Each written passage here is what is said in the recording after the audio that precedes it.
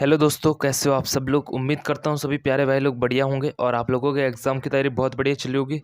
दोस्तों, आप लोगों के लिए लाया हूँ फॉरेस्ट गार्ड का प्रीवियस ईयर क्वेश्चन पेपर है। ठीक है दोस्त, देखते हैं आपको कितना क्वेश्चन आता है। ठीक है, ये एक रिवीजन के तौर पे आप मान लीजिए। ठीक है दोस्त, देखो मैं आपको एक सजेशन दूंगा, जितना ज़्यादा हो सके प्रैक्टिस सेट लगाना शुरू कर दो, क्योंकि 1 मंथ बचा है आपके एग्जाम के लिए। ठीक है, ज़्यादा से ज़्यादा हो सके प्रीवियस ईयर क्वेश्चन पेपर जितने सारे सॉल्व करने की कोशिश करो, इससे आपका रिविजन वो ही होगा और बहुत आसानी आपको होगी एग्जाम में। ठीक है दोस्त, तो ये है प्रीवियस ईयर क्वेश्चन पेपर में पूछे गए ये क्वेश्चन है। ठीक है, इंपॉर्टेंट है, इसीलिए आपको बता रहा हूँ। तो चलिए शुरू करते हैं। फर्स्ट क्वेश्चन है, तो चलो शुरू करते हैं। फर्स्ट क्वेश्चन है, केदारखंड में गोपेश्वर का नाम वर्णित है। केदारखंड में गोपेश्वर का नाम वर्णित है। ठीक है, केदारखंड में क्या कहा गया, गौ स्थल नाम है। ठीक है, गोपेश्वर का गौ स्थल नाम है। नेक्स्ट क्वेश्चन है, उत्तराखंड में सेंटर फॉर एरोमेटिक प्लांट स्थित है।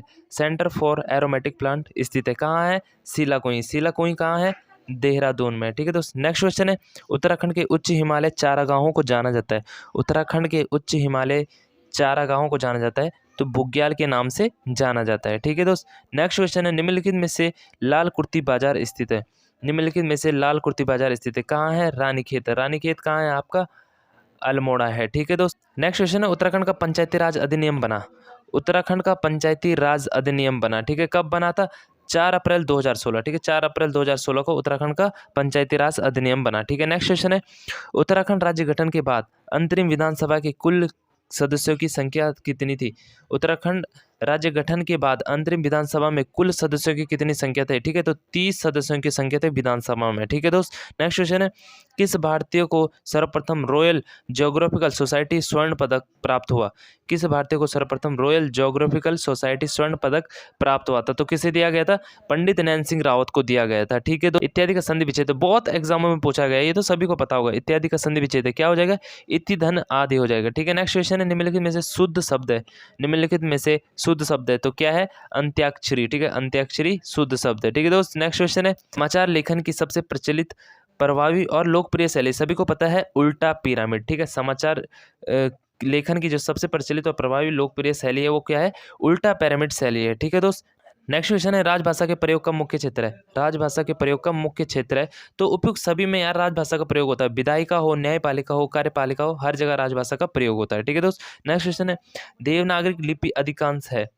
देवनागरिक लिपि अधिकांश है तो क्या है, देवनागरिक लिपि वर्णात्मक है। ठीक है, देवनागरिक लिपि है जो अधिकांश वो वर्णात्मक है। ठीक है दोस्त, नेक्स्ट क्वेश्चन है, जो पत्र सरकारी विभागों, संबंध अधीनस्थ और स्वायत्तशासित निकायों, विदेशी सरकारों, राज्य सरकारों, स्वैच्छिक संस्थाओं अथवा व्यक्तियों को लिखा जाता है उसे कहा जाता है, यार जो सरकारी विभागों के लिए लिखा जा रहा है तो उसे सरकारी पत्र ही कहते हैं। ठीक है दोस्त, नेक्स्ट क्वेश्चन है, निम्नलिखित में से एक अर्थी शब्द है।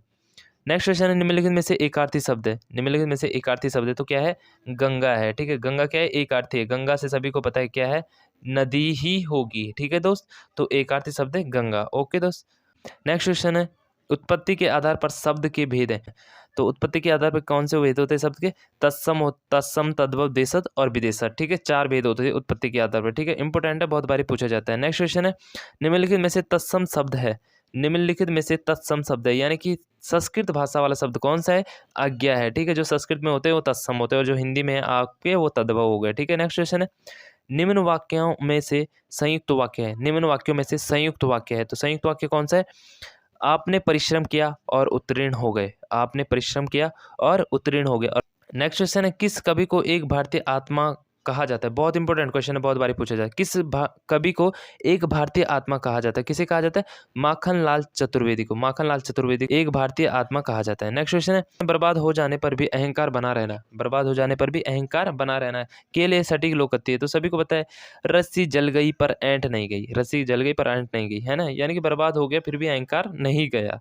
नेक्स्ट क्वेश्चन है, आपका बंटी किस विधा की रचना है। आपका बंटी किस विधा की रचना है, उपन्यास है भैया। ठीक है, आपका बंटी क्या है, उपन्यास है। नेक्स्ट क्वेश्चन है, निम्नांकित में से शुद्ध वाक्य है। निम्नांकित में से शुद्ध वाक्य है, मैं अनेक विद्वानों से मिला हूँ। तो ऑप्शन भी आपका राइट आंसर हो जाएगा, मैं अनेक विद्वानों से मिला हूँ, यही शुद्ध वाक्य है। ठीक है दोस्तों, काव्य रचना कुकुरमुत्ता के रचनाकार है। काव्य रचना कुकुरमुत्ता के रचना है तो किसकी काव्य कृति ये सूर्यकांत त्रिपाठी निराला जी की है। ठीक है, कुकुरमुत्ता। ठीक है दोस्त, निम्नलिखित में से कमल का पर्यायवाची नहीं है, अम्बुद। अम्बुद कमल का पर्यायवाची नहीं है। ठीक है, नेक्स्ट क्वेश्चन, निम्नलिखित में से कौन सा स्वर मूल स्वर नहीं है? निम्नलिखित में से कौन सा स्वर मूल स्वर नहीं है? तो ए है आपका मूल स्वर नहीं है। ठीक है, मूल स्वर कितने होते हैं आपको पता होना चाहिए, 5 मूल स्वर होते हैं। आई थिंक इसे कंफर्म कर लेना आप। ठीक है, नेक्स्ट क्वेश्चन है, टिप्पणी का मुख्य उद्देश्य है। टिप्पणी का मुख्य उद्देश्य है, तो टिप्पणी का मुख्य उद्देश्य क्या होता है? मामलों को नियमानुसार निपटाना। ठीक है, मामलों को नियमानुसार निपटाना ही टिप्पणी का मुख्य उद्देश्य होता है। ऑप्शन ए राइट आंसर हो जाएगा। नेक्स्ट क्वेश्चन और सबसे लास्ट क्वेश्चन इस वीडियो का, पश्चिमी जर्मनी पर एक उड़ती नजर संस्मरण संग्रह के रचनाकार है। ठीक है, पश्चिमी जर्मनी पर एक उड़ती नजर किसकी रचना है? ये मनोहर श्याम जोशी की रचना है। ठीक है दोस्तों, आई होप दोस्तों ये क्वेश्चन आप लोगों को क्लियर हो चुके होंगे। अगर आपको लगता है कि आपका रिवीजन हो रहा है तो प्लीज़ एक लाइक कीजिए और चैनल को सब्सक्राइब कीजिए, ताकि आगे भी आपको इसी तरह की वीडियोस मिलती रहे। ठीक है दोस्तों, फिर मिलता हूँ आपको नेक्स्ट वीडियो में। Thank you so much. जय महादेव।